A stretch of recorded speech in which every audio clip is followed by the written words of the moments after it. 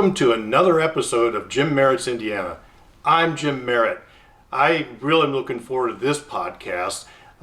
My daughter Jennifer used to work for Dr. Allison Barber at WGU, and Dr. Barber now is the president of the Indiana Fever basketball team.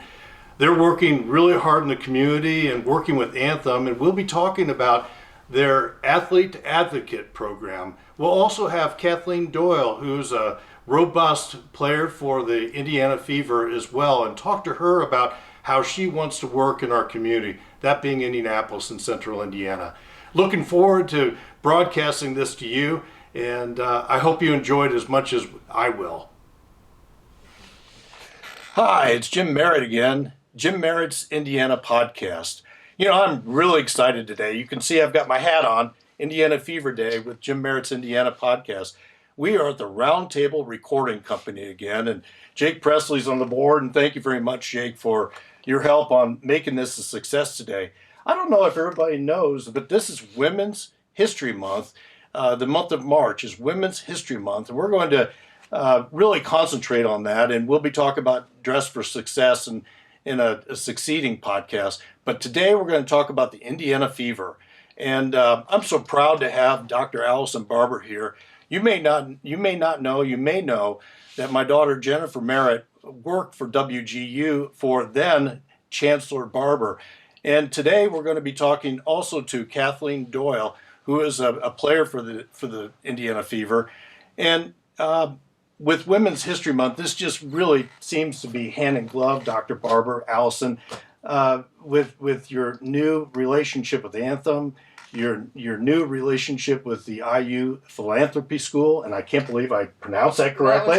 That was great. That was great. But I'm really impressed with the Fever's attention to the community. And, you know, Charles Barkley said a long time ago that athletes aren't icons, are not models, but I disagree incredibly. And I think professional teams and college teams ought to be working in the grassroots, the community. And you have this Athlete to Advocate program that you're working with the Philanthropy School, and along with the Anthem Assist Award. Yeah. And before we talk to Kathleen, because Kathleen is relatively new to Indianapolis and is going through the program at the school, but Dr. Barber, Allison, talk to us a little bit about the Fever's interests in Indianapolis and Central Indiana, and Indiana as a whole, because it is the Indiana Fever. But talk to us a little bit about the new program. Great. Thanks for having us on the show. We're glad to be here. And you're right, it is Women's History Month. Coming up is International Women's Day. I tell you what, Jim, we look at the Fever in a really kind of a different way. It's a very expansive view we take of the impact we can have for the Fever. And so everything we do is built on our strategy of 3 C's: commit, compete, and contribute. How do we commit to being the championship culture and wonderful athletes and staff and, you know, build great fans? Mm-hmm. How do we compete for wins on the court, compete for fans, compete for good partners? And the 3rd C is a little bit what we're talking about today is how do we contribute? How do we use this amazing game of basketball to impact society? How do we contribute back into society? And so those are our driving principles. Tamika and I have been on this job for 2 years now, and every day we get up and we think about our 3 C's. And when we talk about championship culture, we have to live into those. Contribution into the community. I mean, it's pretty simple for me. If you watched our players last summer, they were so inspiring to me and to Tamika and to our fans. All of the WNBA players coming together saying, how can we change the conversation in society? How can we make a difference? And so from the inspiration of our players, you know, I was at WGU, and before that I was a first grade school teacher. I mean, education is kind of, and some interesting jobs in between. And for you all, I was on the State Fair Commission, so I spent a lot of time out of the State Fair. And Allison was there for WGU at that booth every day talking with people. So this comes second nature for you, reaching out to the community. It's a passion for sure. Mm-hmm. And education is a passion because it's the game changer at every level. So whether it was first grade or at a university and now with our players, I was able to work with IU School of Philanthropy and just ask them to imagine a program that might help our players who are already doing wonderful work. Maybe we could help them have additional competencies and additional skills to be even stronger advocates. And so we coined the new professional certificate is called Athlete to Advocate. It's a 5-week program, research-based, rigor of an academic certificate, as it should. And then we were so thrilled. Gail Burdone and the folks at Anthem came Who along. is a former athlete. She did. She Maybe played still an basketball. athlete. Yeah, Gail, once an athlete, always an athlete, right, Kevin? Yeah, so Gail was right in this, I'm sure. Yes, and they funded this program for us. And so Anthem did. Anthem funded it. It's a multi-year program. Mm-hmm. But this is the pilot of this curriculum, Athlete to Advocate, and we're 2 weeks into it. I know Kathleen will talk to you a little bit about it, but what's really important, I think, is to say, as leaders, you look for alignment. So you find people who believe what you believe, and what Anthem really believes in helping the community in so many different areas around advocacy. IU School of Philanthropy really believes in helping people learn how to use their platform for good in society. Mm-hmm. And so it was a perfect alignment, and we're really honored to be leading this charge for athletes across the country. Well, Kathleen Doyle is with us today, and she was a stellar athlete, stellar basketball player out in the University of Iowa, and went to Poland to play basketball as well. And we're lucky to have her as a second-year basketball player for the Indiana Fever. Tell us about your foray in Indianapolis and she is from near Chicago, LaGrange, Illinois. Tell us about yourself and your experience with the school right now. Yeah, definitely. Thanks for having me, first of all. But yeah, I'm from right outside of Chicago. I'm the youngest of 6 kids. I grew up in an Irish Catholic family. Well, Doyle's the last name. Yeah, exactly. Yeah. So I had a great 4 years at Iowa, and I was lucky enough to get drafted by the Fever, and what an awesome state to be a part of. The Hoosier State, they love their basketball. Like, the passion is there, and that's so fun to be a part of.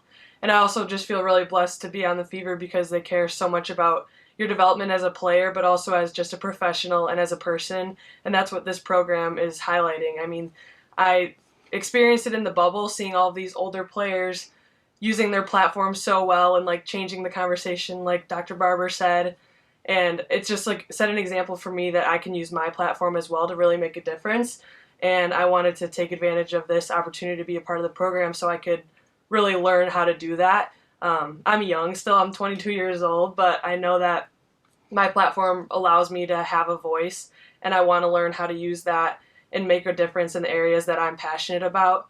And it's really cool to be a part of it with my teammates as well, because I'm learning a lot about them and just what their experiences have been. And it's a really cool conversation, honestly. It's an academic class, but it's also heavily discussion based. So you get to hear ideas from other people. And yeah, I'm really doing it because I want to hone in my skills of what philanthropy really is and how I can apply it in my life and how I can pursue areas that I'm passionate about and really make like a lasting impact. This is probably unfair, but 2 weeks in, one of my passions is hunger, among many other, poverty and homelessness. Have you thought about where you like to be an advocate? I'm just thrilled with this program. Yeah, definitely. I think for me, I come from a family of teachers, so I'm kind of with Dr. Barber. That education is my passion, and youth education specifically.